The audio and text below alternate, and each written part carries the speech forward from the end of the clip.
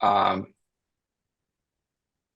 issues of who sort of is welcomed into the game and how that overlaps with who tends to live in poor urban areas in the United States. So there are histories of racial discrimination, direct and indirect, that also impact all of those things. And, it's money, it's access, it's time, it's all sorts of various things.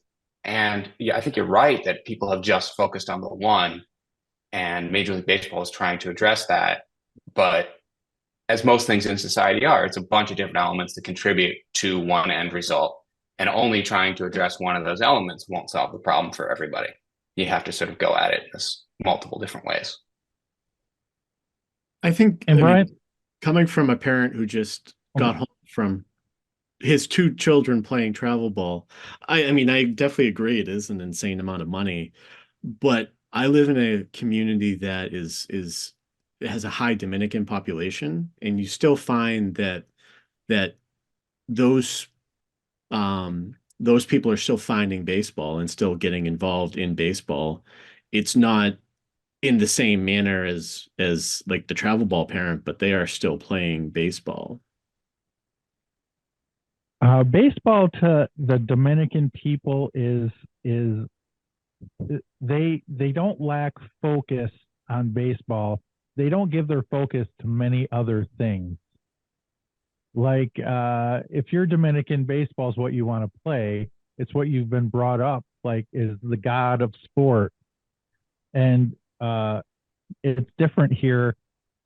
If you're American, there's way too many things to choose from, actually, and you don't have that focus, that that one focus on one thing to get really good at it. And but Brian, I did want to ask you a question. Uh, Staying on baseball and teaching, and you're bringing baseball into the classroom to teach sport and history and stuff like that. My question would be this: with the lack of focus that I just brought up, that it seems every generation loses a little bit more of that focus. When you're bringing up baseball, which, I mean, truth be told, baseball can be boring if you're not invested. It's boring to watch and it's boring to talk about unless you're invested. If you're trying to bring baseball into a lesson plan of some sort, how hard is it to keep kids interested in the topic of baseball or whatever you're introducing baseball into? Well, I think going back to what said earlier, I'm not giving a history of any baseball. I think baseball and sport in general serves as a microcosm for American history. And in many ways, I teach a sports and American culture, but I also look at it from a global perspective. So I think regardless of what you're teaching, the topic, I think you can integrate sports themes and that into it. I'm not talking about the 1869 Cincinnati Red Stockings tour and every game that they played, but if I was talking about how they were able to expand from the East Coast to the West Coast and spread the game, I could talk about the Transcontinental Railway. I could, if I'm talking about the rise of sporting goods or the rise of mass products, I could talk about Spalding and vertical integration, horizontal integration through the lens of Spalding. So those are the things that I would do. I would never kind of go into what Seth said. When I teach my classes, the students just think we're gonna like watch sports all the time and just hang out. And no, we're gonna do some deeper thinking in that. So I think you can get students excited. I mean, history's boring too. I mean, I hear that all the time in class. Well, history's so boring. But I think if you do it in a way that is dynamic and unique, and by integrating sports themes, I think that's what makes it unique, even if they don't necessarily love baseball or sports in general.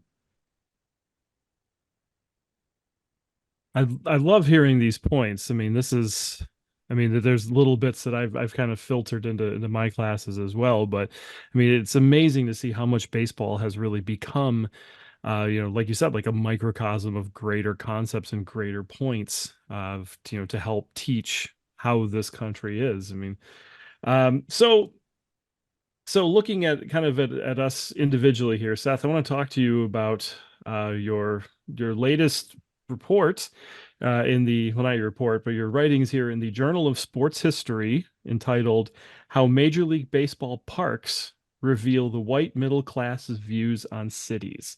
Tell me about how this is a great read. Again, Yeah. it's in the Journal of Sports History. How did this project come to life? Yeah, this is bits and pieces that were also a part of my dissertation that is now my manuscript that I am hopefully getting close to the finish line on. That's a whole other story.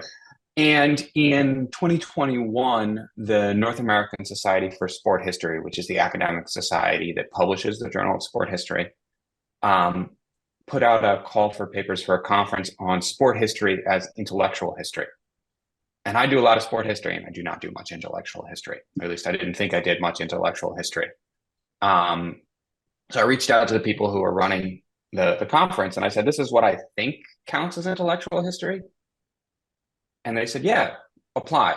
So I applied. We had this wonderful conference. I think there were 12 of us who all read each other's papers, and it was 2 days long, and we all gave each other feedback.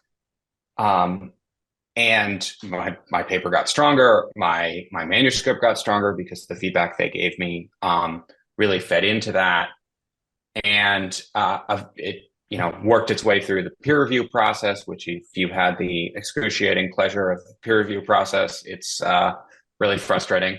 It worked its way through that. I dealt with all the comments and all the other things, and it came out recently, which was quite a lot of fun. But the paper is sort of rooted in the notion that, going all the way back to basically the creation of baseball, it has been a sport dominated by middle class white Americans as players initially, and then continuing as fans.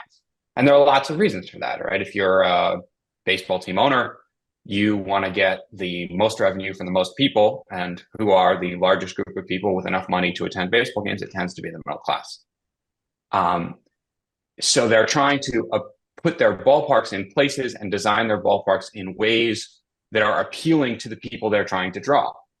So you can sort of read backwards on what steps they're taking in these ballparks, be it in the 1960s trying to be very suburbanized and very modern and very technological, fitting in with the modernist architecture, ugly concrete donuts, but that was very trendy in the 1960s and 1970s.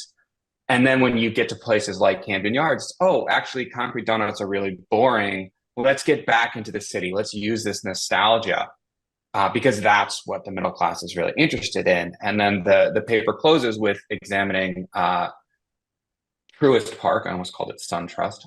Truist Park outside of Atlanta, where you sort of see kind of a mix of that suburbanization with also that retro kind of flair to it.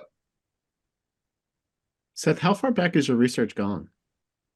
Sorry my manuscript starts with the first iteration of the Polo Grounds. I don't do much with the first iteration of the Polo Grounds in the 1880s because, well, first off, the first iteration of the Polo Grounds wasn't much, but there's not really many sources there. But my manuscript starts with the Polo Grounds. It goes through all the different Polo Grounds. There were technically 4 of them, or there were really kind of 3 of them because one of them burnt down and they just built it in the same place. And then I look at Yankee Stadium. I look at Dodger Stadium, the Astrodome, and Camden Yards. And they're not just case studies, but I've picked those ballparks because they're particularly influential and particularly telling, and they have good source bases, which is really important. Yeah, hugely important to anybody who's ever done any sort of research or had to put together, written a chapter for a book or had to write some kind of article for anything. You got the sources, you can make something out of it. So, with with that, I kind of want to ask both of you this, since you're bringing up stadiums. How many have you been to, and which one's your favorite? Do minor league fields count? Yeah, sure. Yeah, because I think they give cool character to them. I'm embarrassed to say I don't have a running total that I know of. I'd have to really sit down and think about that for a really long time to get a running total. Oh my goodness. I went to like 20 minor league games last year. I'm actually leaving Thursday to go down to see a Phillies spring training game and a Blue Jays spring training game. Nice. But I'll say the Woo Sox, the new Woo Sox Stadium in Worcester is really nice. That was a lot. That is designed by some of the very same people who did Camden Yards. It's a Janet Marie Smith creation. It definitely has that vibe, and like they created a whole like market next door. It definitely. I'm actually going to Baltimore in August too, and after reading your chapter, I was like, oh man, better make sure I know where I'm going and all that. Yeah. Oh, it's I mean it's changed. What's crazy to me is that, that park opened more than 30 years ago. I remember going, I think in its first or second season. I don't know how many ballparks I've been to. I have been to the Kingdome, which is always a fun thing to say. That I was 2 years old at the Kingdome and before Ken Griffey Jr. debuted, which I guess says how old I am. And I'm going this year.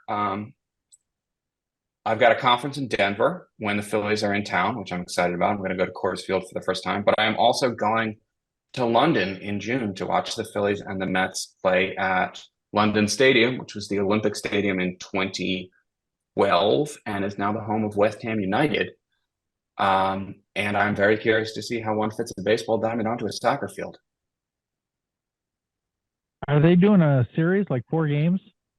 Just 2 games. So it's a Saturday and a Sunday, and I think they're giving days off on both ends, at least a day off on both ends for the teams to travel. So I've got tickets. I think it's Saturday evening London time and Sunday afternoon London time. So Saturday afternoon East Coast time and Sunday morning East Coast time. And it should be really interesting. Brian, you brought up Worcester. I went to my first Red Sox game at Fenway Park last summer. And aside from all the tears, like I broke out in tears like 6 different times, I actually got the great opportunity to sit next to a very rabid female Red Sox fan. And she started to complain about how I believe it was Pawtucket, the minor league team for the Red Sox, had moved. Is the club that moved to Worcester? Is that correct? Yes. So she says, yeah, they used to go to Pawtucket. Now it's Worcester. Who goes to Worcester? Nobody goes to Worcester. Am I right? And she's looking around, and I'm like, this is the most Boston moment I will ever have. It was I think I said, who goes to Worcester? At least a dozen times to my wife the rest of the trip. Phenomenal. But she refuses to go. How far away from Boston is Worcester? Half hour maybe, right? Yeah. 45 minutes, something like that. Yeah. Not that bad. Yeah, I'm about a half hour very north of Boston. It takes me about 35, 40 minutes to get to Worcester. Seth, are you going to the London match to see the Mets or the Phillies? Oh, I'm a Phillies fan. I grew up in Philadelphia. My dad and I have had Sunday season tickets since the last year of the vet, because if we got a season ticket plan at the last year of the vet, they were going to give us access to opening day tickets of the first year of Citizens Bank Park. So pandemic doesn't count. So I think that's 20 years now, because the last year of the vet was 2003. And that also managed to luckily include both halves of Game 5 of the 2008 World Series. I went and I got rained on, and then 2 days later I went back and it wasn't raining and they won.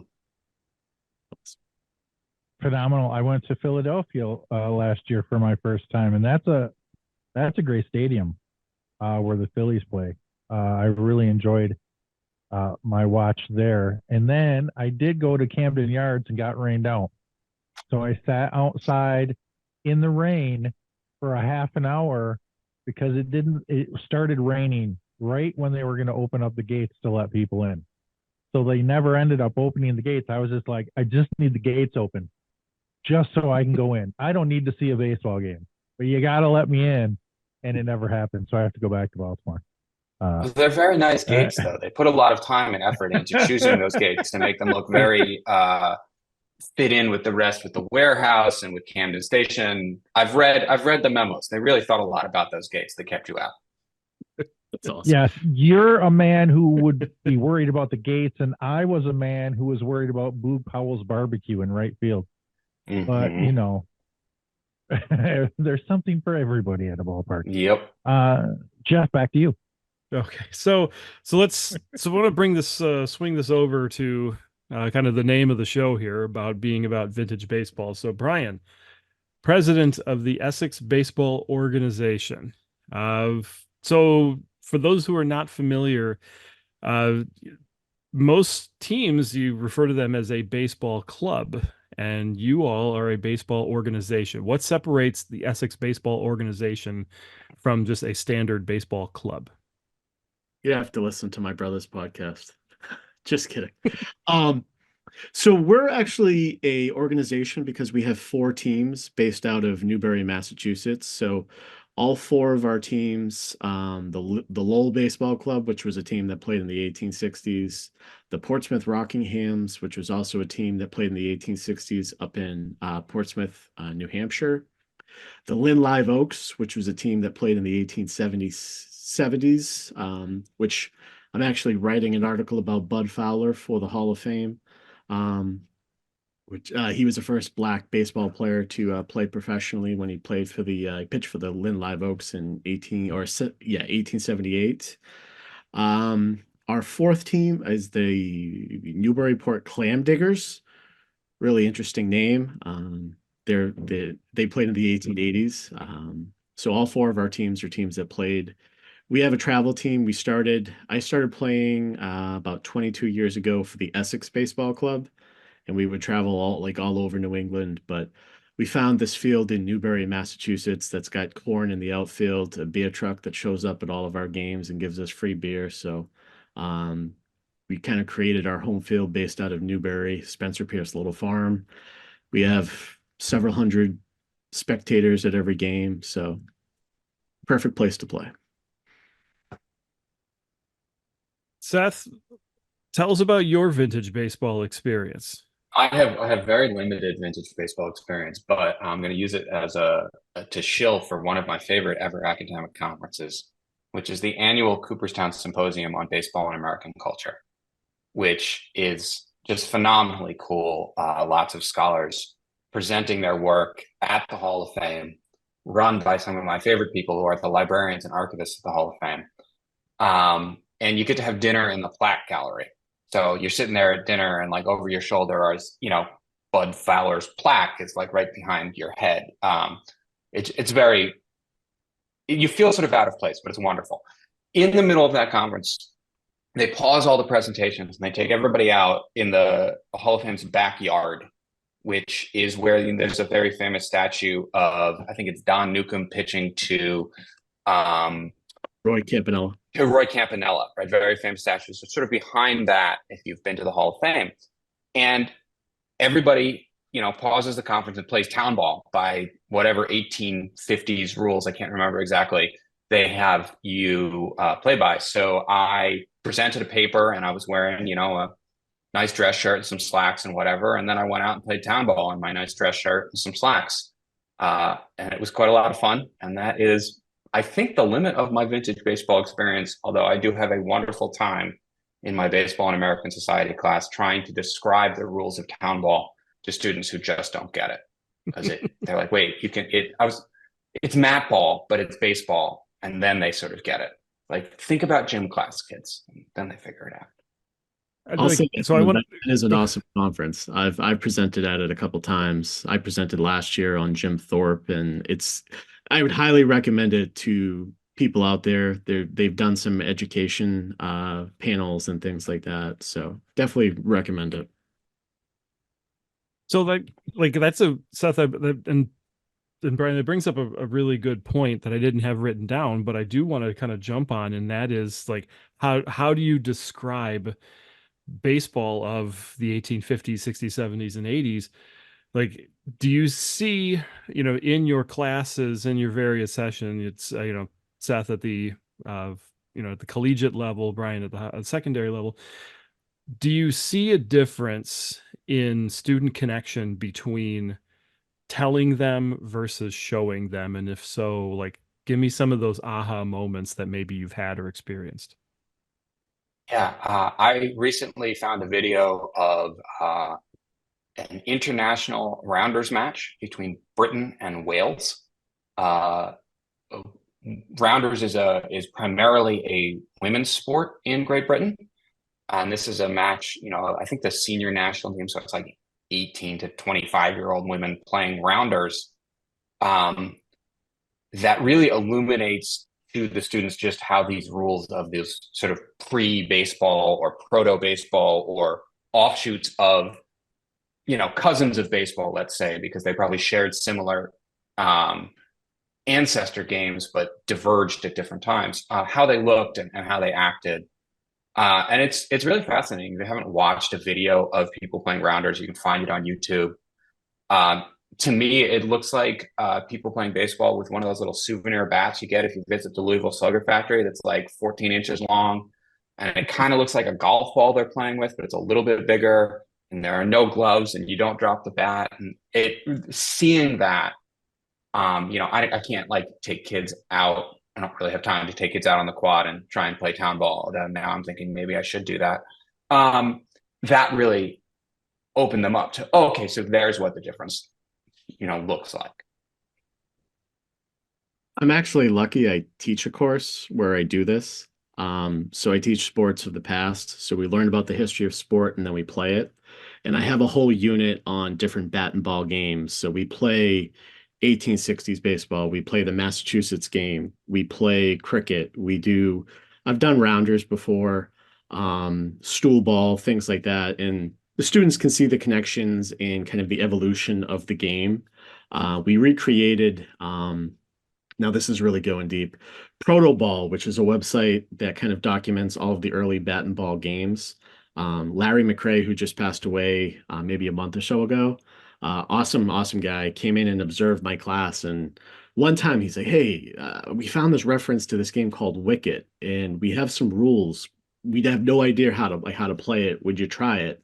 So my class kind of became a kind of guinea pig on how this game was played, and it's a variant of cricket where you have a bail. Now, if you know anything about cricket, there's a bail and there's stumps, and typically the stumps are pretty high in modern cricket.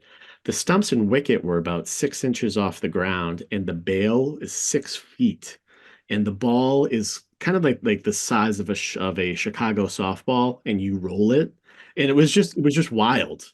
The kids are like, this is weird. But then once they started, I mean, you have the rules, but once they started playing, they figured out like, hey, if I hit it a certain way, that's how you score. And, kind of that trial and error was kind of cool. And it got the bat and ball historians to kind of think in a different lens at what they're reading through these accounts of games from the 1850s, 1860s. Brian, that's really cool. And it reminds me of when I assigned the Knickerbocker rules. We go through the rules. Is this a game rule? Is this a club rule? And then I asked them, okay, how does this game work? The Knickerbocker rules do not tell you how to play baseball. They don't say where you go when you hit the ball. They don't say where the position. There is so much that isn't in the Knickerbocker rules that really moves that conversation forward to, oh, okay, this is not an invention. This is an iteration of something that existed before. I'm a firm believer that there's references even earlier than some of the 1700s ones that they've already found. I mean, I think going to England, one of my dreams is to go to England and kind of trace some of that. I was in touch with a guy from, I think it was Denmark, and there's different games there. Lapta, which is a long ball, all of these games that were in Eastern Europe and Russia. There's like a well of stuff that I think you could jump into. Finnish baseball is really, say, really cool. What's the game in Finland? That's the first Yeah. one jumped in my head. Yes. Pola. I played that with my class. They have no idea what's going on there. So coincidentally, I have family friends who lived in Cooperstown, grew up in Cooperstown, and the friend who was closest to my age moved to Finland, where, she's like, you grow up in Cooperstown, you sort of functionally become an expert on baseball. And now she's surrounded, well, not surrounded because they don't actually play it that much, but surrounded by this weird Finnish baseball game that she You is read it? repeatedly telling people in Cooperstown about. So I It's just so love that weird. connection. Yeah. It's like so weird.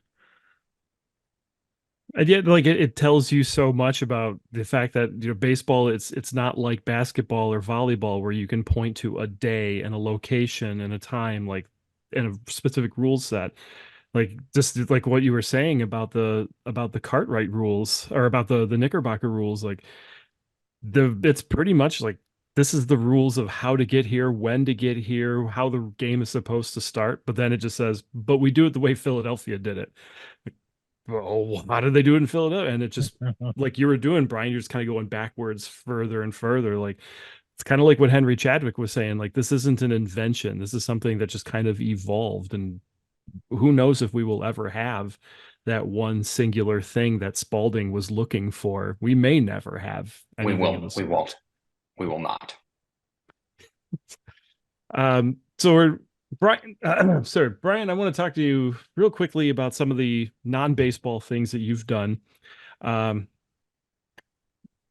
to talk to me real quick here. Tell me about the World War I museum walk and your history learning lab, because these are things that I think students would be so beneficial that they'd be able to benefit so much from them.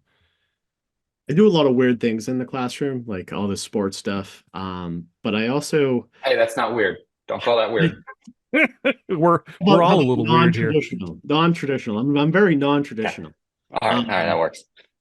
28, like 18, I was like, hey, I've always had like a real affinity towards museums, historical societies, and just playing vintage baseball too. Like we would always set up different displays and exhibits at minor league games, different events, and you can see like people come over and they want to pick stuff up. And I really got to thinking, I was like, I think a way to bring history to life is to bring objects in. So I've gone down this deep rabbit hole of object-based learning, material culture, using different thinking routines to kind of pull students towards kind of thinking on their own. I mean, history can be extremely boring, as you know, and a lot of kind of like just regurgitating a bunch of facts. I think when you start putting an object in front of a student, you'd be like, well, what do you see? I see a baseball bat. What makes you think that? And then you can kind of go through a whole series of questions that gets them to kind of think and really examine things in a deeper way.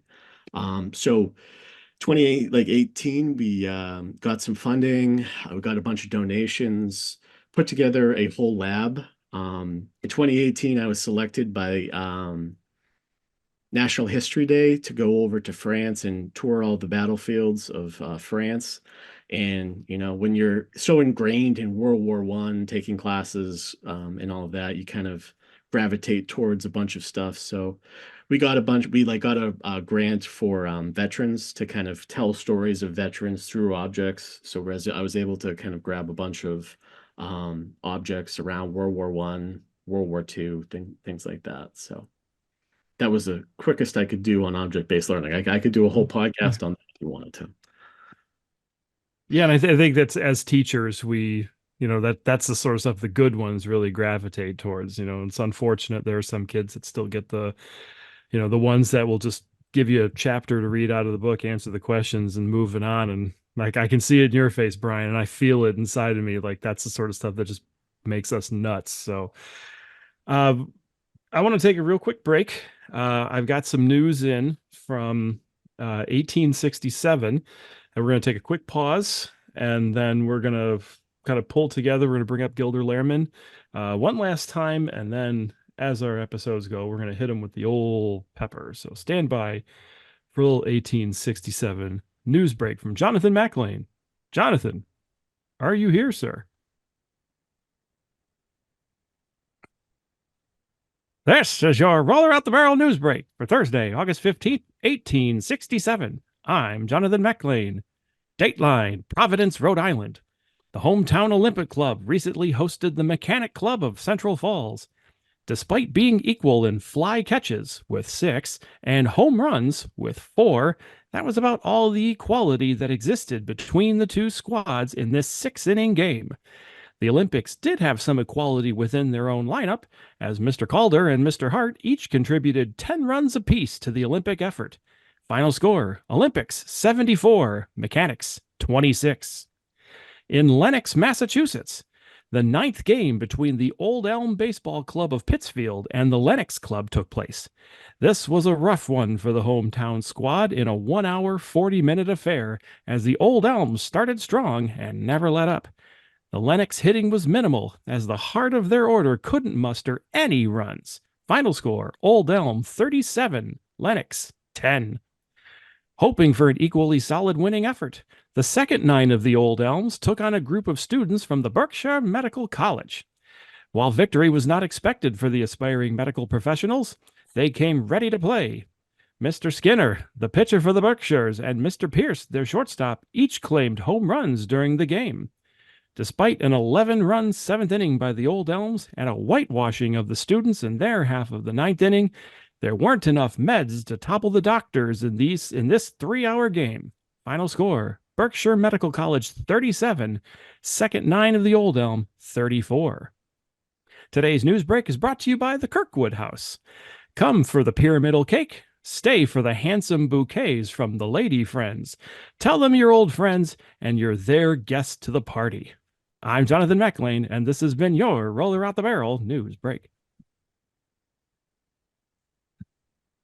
All right, one of our favorite segments here on Roller Out the Barrel, Jonathan McLean and his sports breaks.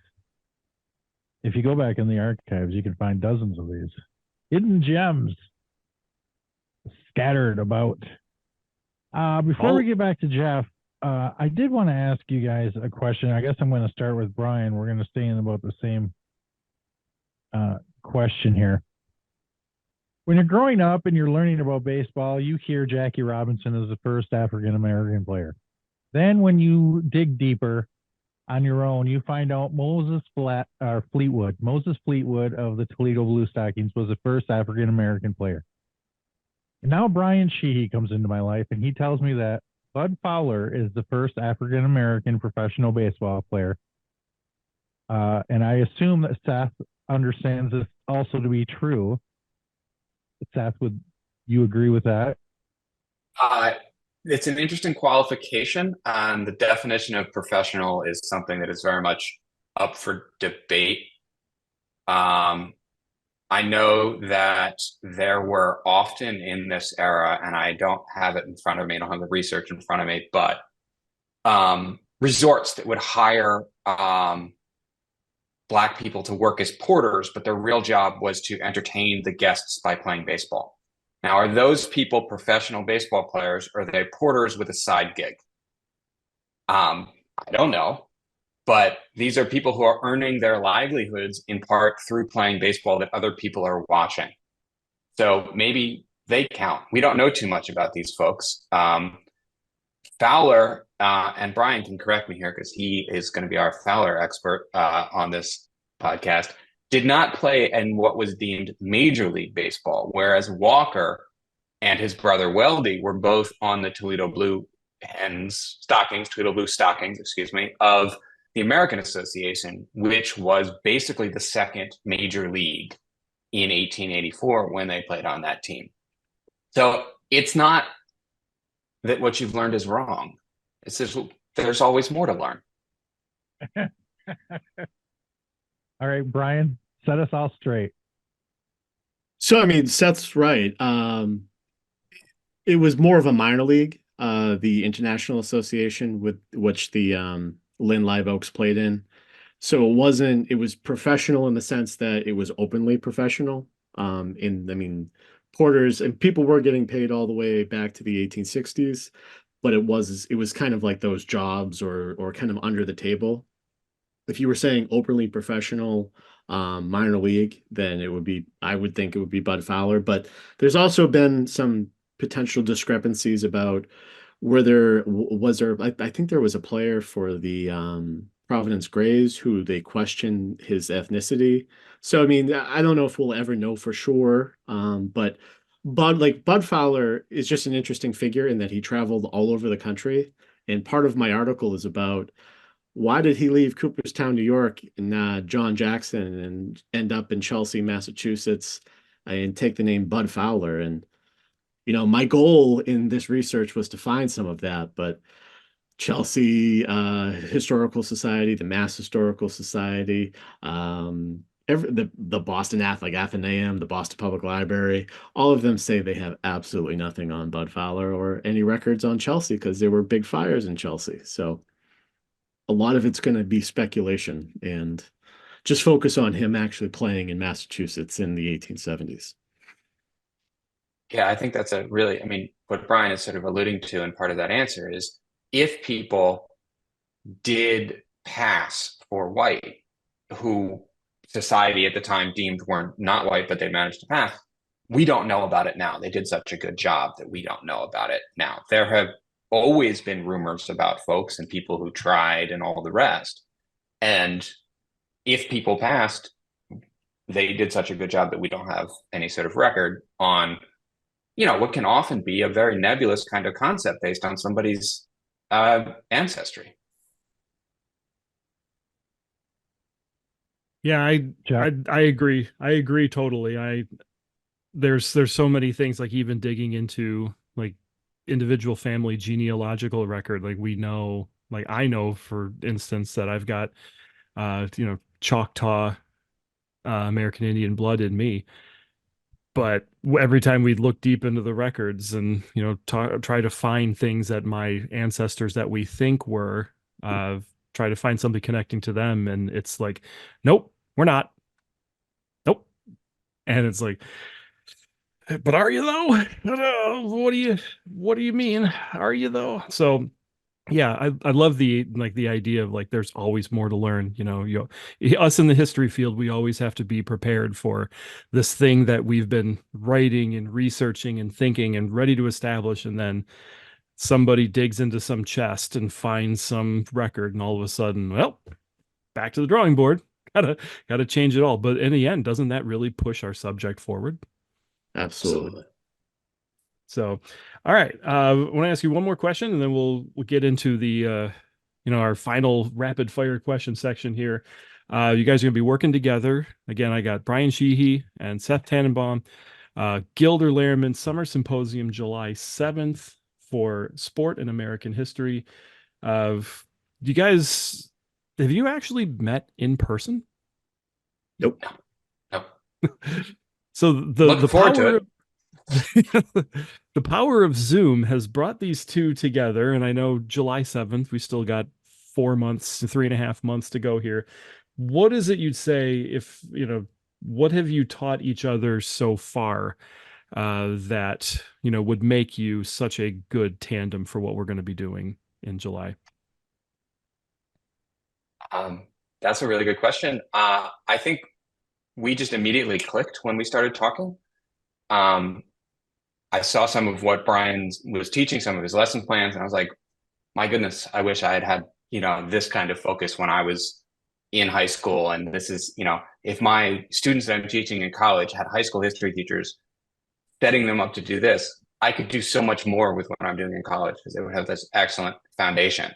So I was immediately enthused because the quality of Brian's teaching was so obvious to me right from the get-go. Thank you.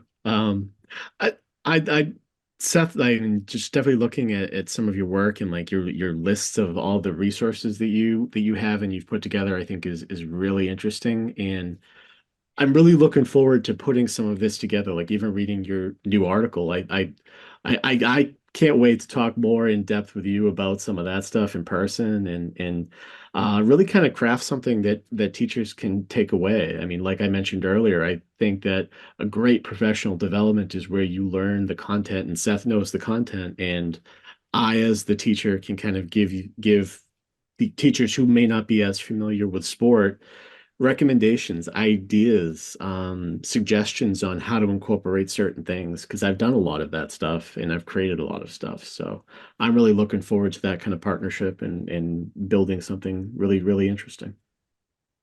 Me too. Well, this is it's a cool opportunity here again for anybody for anybody listening that will be in the Gettysburg area on July 7th. Again, at the Gilder Lehrman Sport and American History for Seth Tannenbaum.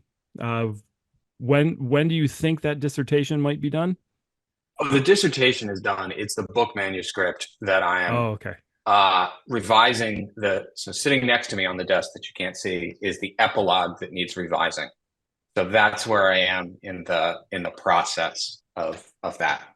So I need to revise that epilogue and send it back to the publisher and keep my fingers crossed. So Seth, soon to be, hopefully soon to be with a book on the shelf, and hopefully all of your shelves. And for Brian, our Mary Kay Bonsteel Tackhow Teacher of the Year Award winner, gentlemen. And I don't know, Beryl, if you've got some music to kind of cue up for the old pepper, but we're gonna be rolling out the patented barrel roller pepper, and this is where we will ask each of our participants here the same question, and we'll kind of go back and forth. So we'll go Seth, then Brian, Brian, then Seth, Seth, then Brian. So it'll be questions. Some are baseball, some are teaching, some are neither. And we will judge to see who is in fact the winner for today's interview. So these are questions. These are questions that will require that have required deep thought on our part. I certainly did not steal most of them from the Colbert questionnaire. For those who are aware of it, here we go. Seth, what is the best sandwich? Turkey, avocado, Swiss cheese. Brian. Italian with everything. They're both right. Brian, what is one thing that you own that you should really throw away? Ooh. My wife would say all my books, but I don't like that answer. I don't like that answer. No.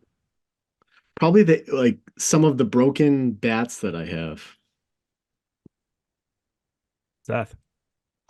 I definitely have some very old, very ratty t-shirts that once meant something to me, that I promise I'm going to pay someone to turn into a quilt, and it will never happen. I got some of those too that for some reason they shrink around the stomach area. So I don't know how that happened. I got to talk to our t-shirt guy because poor quality. Seth, what is the scariest animal? Oh, Wolverine. Damn right. Brian, Grizzly bear. Grizzly bear. how do we get away from a grizzly bear? Do we get away? Do we run away? Do we try to become bigger? What are your guys' takes on the grizzly bear? Duck and cover. Stay out of California and Alaska, and you're fine. Duly noted. Where are we at? Brian, what is in all resources, everything available to you? What is the next class that you would design for your students? Ooh. Next class I would design for my students. I'd probably do a local history class. Nice, Seth. I've taught local history classes. They're fantastic. I've got an urban sport class that is working its way through the curriculum committee as we speak, that will involve some field trips to look at things like, if I had more, well, you said money doesn't matter. So we'd go to Hoboken and we'd look at the Elysian Fields. And then we'd be like, okay, so do you understand why we're here now? And then we'd go to where Ebbets Field was, and we'd go to where the Polo Grounds was, and then we'd end up at Citi Field and stuff like that. You said no costs, Yep. So that's what we're doing.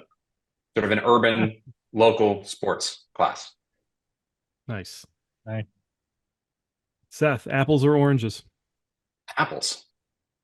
Brian. Oranges. Oh, I've driven a wedge. I've driven a wedge between them. Both are good though. Brian, have you ever asked someone for their autograph? And if so, who? Does it asking for my kids count or? It depends on the story. Whatever the best story is. Yeah, sure. I went with my kids and they asked Chris Sale up in Portland, Maine for his autograph. Then I took my boys to Syracuse and they saw him again. They got his autograph again, and then we talked to him at breakfast because he had pitched the day before. So not really a great one. Seth. I was at the vet. I was a kid. I can't remember why we were there so early, but I couldn't get any of the Phillies to sign for me because these were like the late 90s, very bad, very angry Phillies. But Matt Morris of the St. Louis Cardinals signed for me on a T-shirt that is probably in a pile of T-shirts that is falling apart somewhere. And that is, I don't know anything else about Matt Morris. I could only play him on Immaculate Grid if it was Cardinals pitchers. And I was thinking clearly that morning. Well, at least somebody did. At least somebody had the decency to do it. Seth, favorite action movie? The Professional. Brian. Conan the Barbarian. Barrel, are either of them correct? No, the answer is Die Hard, but The Professional is a good movie. Points Brian. for The Professional. Brian, favorite smell? Favorite smell? Oranges. Callback. A nice callback there. Seth. I'm going to say this loud enough so that she can hear it, but my wife's chocolate chip cookies. Well played, my friend. Well played. All right. Seth, least favorite smell? Oh. What are we doing? What are we doing? I don't even know if I can. Rotten milk. Mm-hmm. Brian. My son's batting gloves. It was the worst thing I've ever smelled. I can smell them right now. Take a whiff. Brian, most used app on your phone? Waze. Good one. Seth? Probably the email app. Pretty boring. I find I'm on Instagram way too much. Like I shouldn't be. And yet I just like I'm like the prototypical 40-year-old that I'm just fascinated when I see celebrities on Instagram. Seth, you get weirdest non-baseball subject you'd consider yourself able to hold a conversation in. I'm an expert in hot dogs and their history, but it's also sort of a baseball subject. Oh my God. Oh my God. Have you written a paper about hot dogs? Several. In American sport? Yes. What? Yes. I am on mville.edu. Yeah. I got your profile. Get to my CV. Go to my personal website. Get to my CV. I gave a paper at the Cooperstown Symposium about hot dogs. Actually, I've got another thing in the works. I wrote about hot dogs at the Astrodome. I've got another thing in the works on the last 15 years of we're going to dump local flavors on top of hot dogs and sell them at ballparks so that people feel like they're actually really experiencing the local elements of the ballpark, because you don't get enough of it apparently unless you're eating crab cakes on top of a hot dog in Baltimore. Why American leaders relish hot dog diplomacy? Is that what? Yeah, I got interviewed for that. Yeah, I got interviewed for that. That was fun. Oh my God, man. I got something to read this weekend. Yeah. Sorry to interrupt. Go, Jeff. There's a part two. There's a part two to this interview, I think, that's coming next. Brian, weirdest non-baseball subject you consider yourself able to hold a conversation in? I can hold my own on a bunch of subjects. My brother's not gonna like this because I stopped drinking beer about 7 or 8 months ago. But I was pretty knowledgeable about beer and the history of beer. I've tried to expand now into gin and other things. So I'm trying to become a whole Yeah. connoisseur of alcoholic beverages. You're aging. You're aging. That's what's happening. I am. It's a well-rounded palate. That's all it is. All right. Last one. Brian, you get one song to listen to for the rest of your life. What is it? Dropkick Murphys Barroom Hero. Oh. I thought he was That's going a to say the other one. I was going to cry. I hear that song way too much. Okay. Seth, last one. You can't always get what you want by the Rolling Stones. You Boy, can't always get what you want. Good one. I'm in.